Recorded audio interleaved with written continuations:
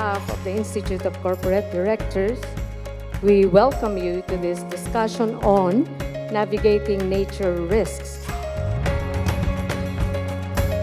And this time, the focus is on the legal duties of directors. So today, we are launching a legal brainstorming that brings out the much-needed clarity in our roles. It reinforces a simple truth. Our duties of diligence and loyalty now include understanding nature-related risks. Why do we do it? Well, advocating for a change in the law can be both uncertain and time-consuming. So we look at companies and securities law as it already stands today to demonstrate that it is sufficient to encompass the consideration and mitigation of material climate and nature risks by directors.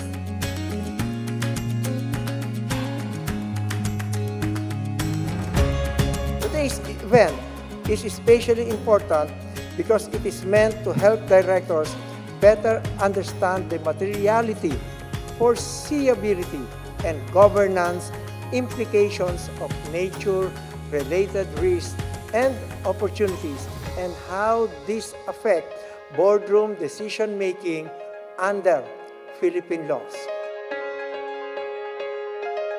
The current sustainability reporting and disclosure frameworks in the Philippines, which follows globally accepted international standards, indeed have a very profound influence in the evolving duties of directors of Philippine corporations in the context of climate and nature-related risks and opportunities.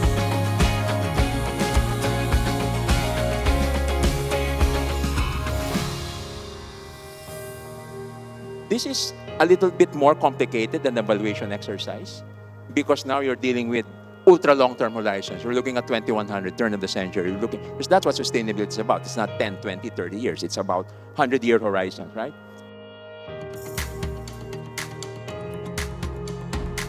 It's when you translate it from what is nature-related financial risk into what is nature-related financial risk mean to me as a board member, as a chairman of an audit committee, a chairman of a risk committee, as a substantial shareholder. It's got to be existential to me before you can get me to move beyond just compliance.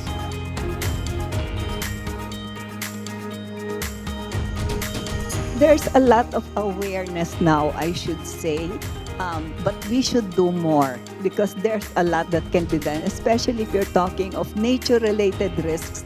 It goes beyond one company. We talk of community, we probably talk of the whole of country, a whole of society approach. When you do sustainability, you look at it as some sort of a branding exercise or more of a communication tool.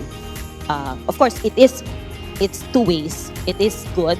At the same time, sometimes you look at it as only to improve your image as a company. But are you actually practicing what is really good for the company or what is making it sustainable?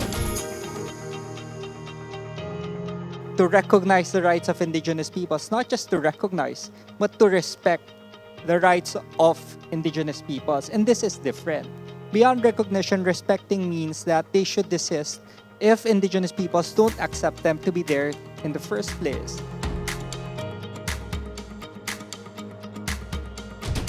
It's not charity, it's not CSR, but they should be interwoven into the business plan of each corporation.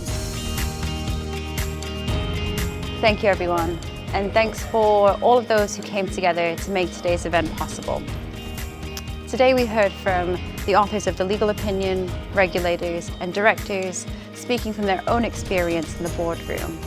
I'd like to take a moment to acknowledge that diversity of perspective, which is not something that happens every day. And I feel very privileged to have had the opportunity to be here on these critical issues.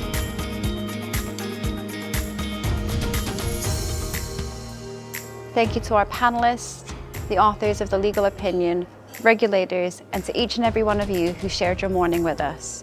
Thank you again, and I hope to see you again soon.